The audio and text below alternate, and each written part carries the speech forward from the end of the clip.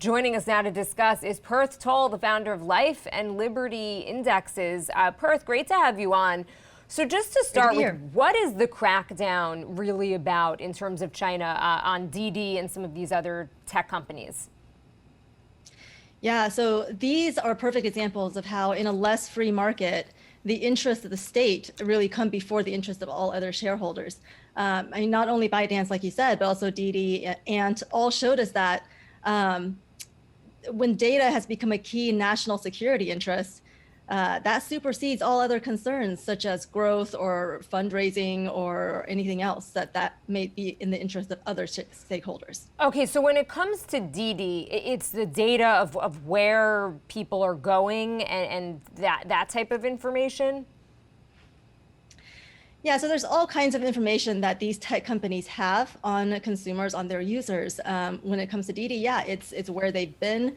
It's also, a lot of these companies have financial services attached, so they can transfer money through these apps. So it's how they spend their money, where they go, who your contacts are, what things are important to you. And sometimes even in the case of social media apps and things like that, what your maybe political stance is. So it's a way for the government to know things about you and to be able to control you through that knowledge and information. Similar to the way that, big data is used everywhere. But this in particular case, in the case of China, it's in the government's hands as of now, because all data of these companies now belong, so to speak, to the government. Okay, so now what is going on in terms of ByteDance? Do you think that they just saw this crackdown and said it's not a good time for us to go public?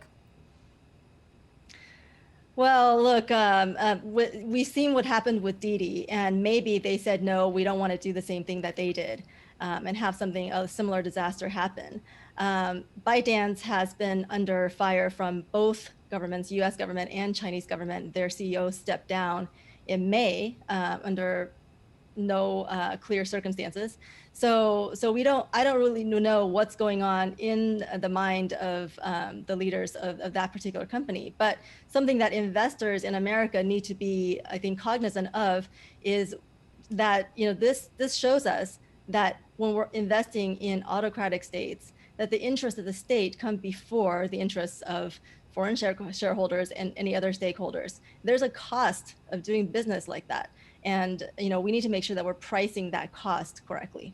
I think that that's such a great point. Alibaba was really such a success story when that company went public a couple years ago. And Jack Ma, we know, of course, has kind of been MIA in the past few months in China. So is that the risk here? Is just the risk the government and intervention? Because I know a lot of American investors are looking to put some money into Chinese companies, and they see it, as a way to really invest in the Chinese economy. Yeah, I mean, it is kind of the risk here of government intrusion into private markets. So in a market where the government has full control over every company, you can't mitigate that risk by just excluding state-owned enterprises, because every single company answers to the government.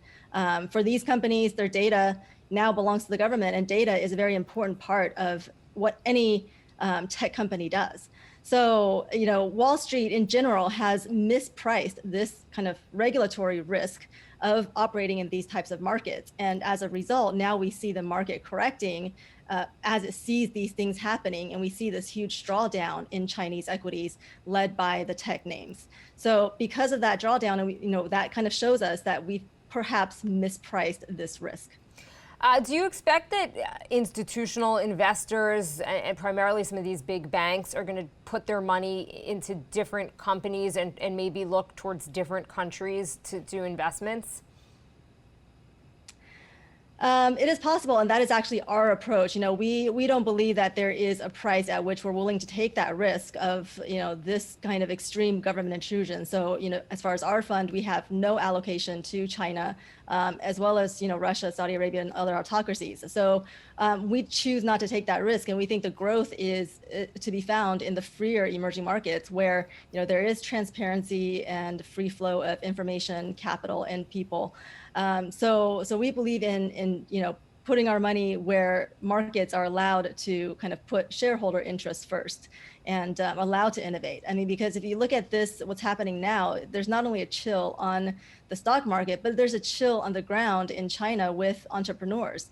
And they're looking at this and saying, well, if the government can come in at any time and take my data or whatever it is that I'm producing as their own, and prevent me from going to raise capital in foreign markets or whatever it is that I may want to do to grow the company, then why bother? Do you think that this, in terms of just the Chinese economy, do you think that the Chinese government's intervention here is going to stifle innovation in the country?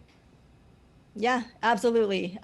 This is a huge chilling effect on innovation in the company in the country, and I think investors should be aware of that as well. That in the long run, the innovation is going to be found where companies are free to do what's in their own best interest and the best interest of their clients and stakeholders. So those kinds of companies can be found, we believe, in the freer markets. I mean, and that will be reflected in the stock market. If you look at the China market, the stock market there over the last 20 years, despite all the talk of China growth, they just haven't reflected that in the stock market returns. So if you look at, like, for example, China large cap FXI, right? It's returned 32% over the last 20 years. The last 10 years cumulatively. If you look at neighboring markets, South Korea has doubled that in the same time period with a 63% return. And Taiwan, which is a microcosm of what China might have been had it been more free, returned 176% over that same 10-year time period. So the stock market has not reflected all the narratives about China growth over the last decade, and beyond. And in fact, China has grown quite a bit over that time because they did have some liberalizations, but foreign investors have not been the ones to take part in that. Really just so fascinating what's happening right now. Perth Tolle, founder of Life and Liberty Indexes. So great to have you on. Thank you for your insights.